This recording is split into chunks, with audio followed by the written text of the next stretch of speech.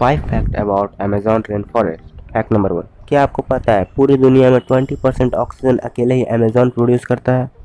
Fact number 2, क्या आपको पता है 4000 माइल्स में फैली हुई अमेजॉन रिवर दुनिया की दूसरी सबसे बड़ी नदी है। फैक्ट नंबर 3, क्या आपको पता है अमेजॉन रेन फॉरेस्ट में 40,000 से भी ज़्यादा पेड़ की स्पीसीज है। फैक्ट नंबर 4, क्या आपको पता है Amazon rain forest 6 million square kilometre के दायरे में फैली हुई है।